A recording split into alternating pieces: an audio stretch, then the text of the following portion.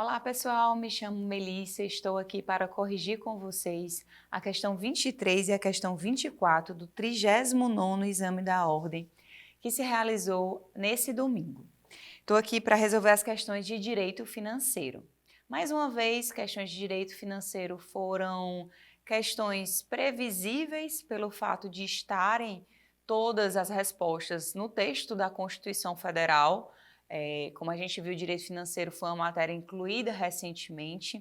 No exame passado, no 38º exame, também foram questões que estavam no texto constitucional e a OAB, a FGV, assim repetiu a sua forma, né, de fazer as questões. Mas foram questões, no meu entendimento, uma questão simples e outra questão um pouco mais difícil. Vamos aqui então começar pela questão 23.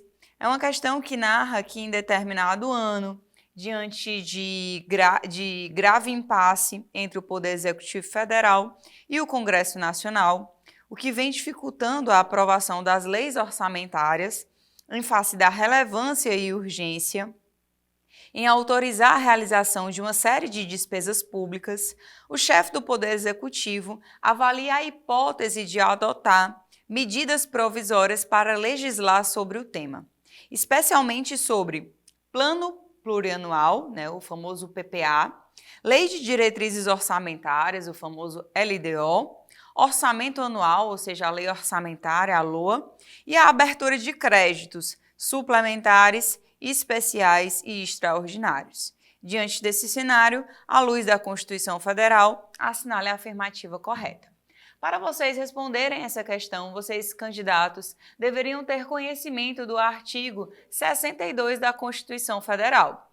Artigo 62 da Constituição Federal ainda é um artigo que está dentro da parte de processo legislativo, tá? E que fala sobre a medida provisória. E o próprio texto constitucional, no artigo 62, parágrafo 1º, inciso 1, a linha D diz: é vedada a edição de medidas provisórias sobre a matéria de plano plurianual, Lei de Diretrizes Orçamentárias, Orçamento e Créditos Adicionais e Suplementares, ressalvado o previsto no artigo 167, parágrafo 3º.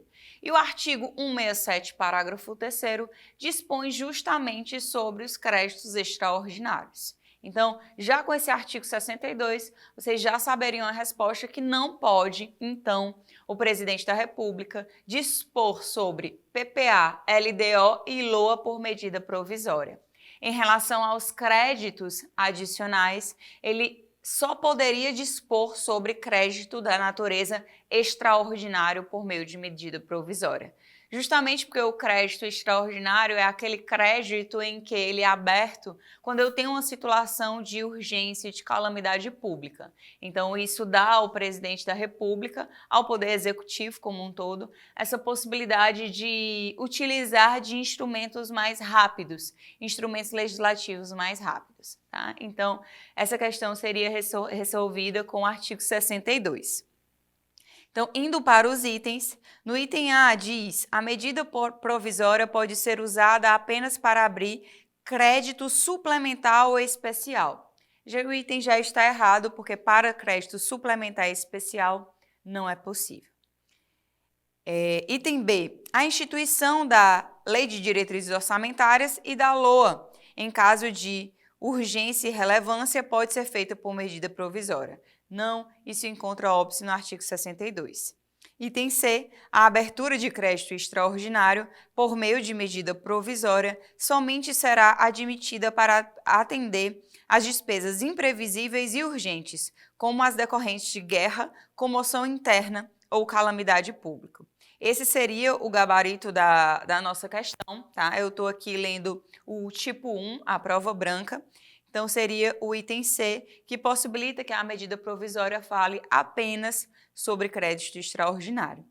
E o item D, né, no meu tipo de prova, tem dizendo: a medida provisória, para dispor sobre qualquer matéria orçamentária, pode ser editada desde que haja relevância e urgência e que seja aprovada pelo Congresso Nacional no prazo de 60 dias. Então, mais o item errado.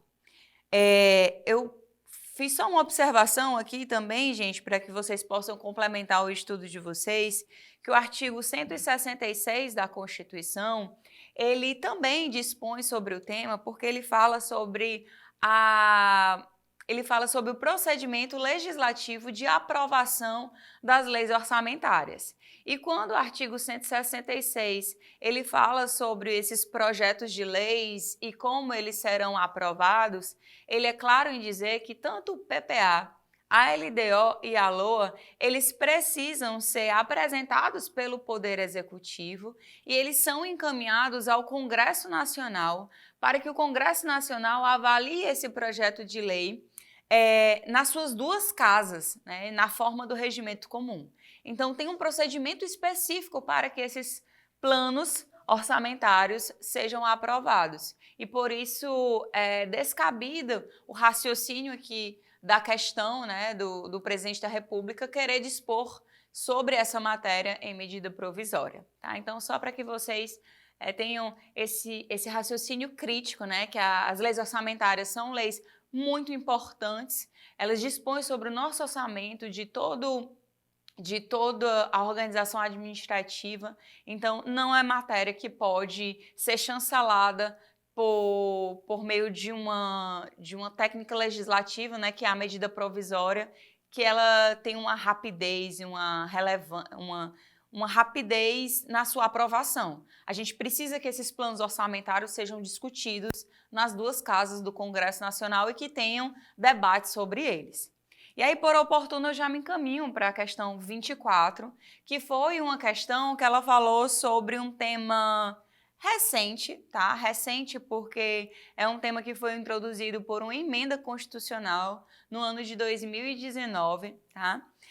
Que fala sobre as emendas parlamentares, tá? Vou ler aqui a questão com vocês. Questão 24 diz pra gente que um deputado federal, José, por meio de uma emenda individual impositiva, constitucionalmente prevista, que a ele compete, deseja destinar recursos do município alfa. Deseja destinar recursos para o município alfa. Então, ele é um deputado federal, quer fazer uma emenda no orçamento para destinar recursos para o município alfa. Contudo, ele deseja fazê-lo por meio de repasses diretos ao referido município, independentemente da celebração de convênio ou de instrumentos congêneres. Aqui, gente, eu considero uma questão um pouco mais difícil para o candidato, porque ele teria que estar relativamente atualizado e ter conhecimento do artigo 166-A da Constituição Federal, que foi um artigo introduzido pela Emenda Constitucional 105 de 2019. Então, querendo ou não, um artigo recente, em que ele basicamente divide as emendas individuais impositivas por transferência especial e por transferência com finalidade definida. Então, nesse artigo, ele define no parágrafo 2º, né, ele define as transferências especiais como recursos que são repassados diretamente ao ente federado, independentemente da celebração de convênio ou instrumento congênere. O que difere da transferência com finalidade definida, que precisa esse instrumento pactuado.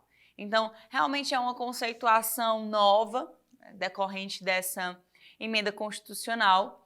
Então, o candidato precisava ter conhecimento dessa definição presente no artigo 166-A para assinalar aqui a resposta correta, que no meu tipo de prova está como o item A, transferência especial, né? Isso seria ali artigo 166-A, parágrafo 2º, que tem essa definição da emenda que com a conceituação de transferência especial, né? Então, essa é uma questão de um nível um pouquinho mais difícil, que eu acredito que os candidatos ainda não estavam dominando, por direito financeiro ser uma matéria recente no nosso exame da ordem. É isso. Qualquer auxílio fico à disposição de vocês.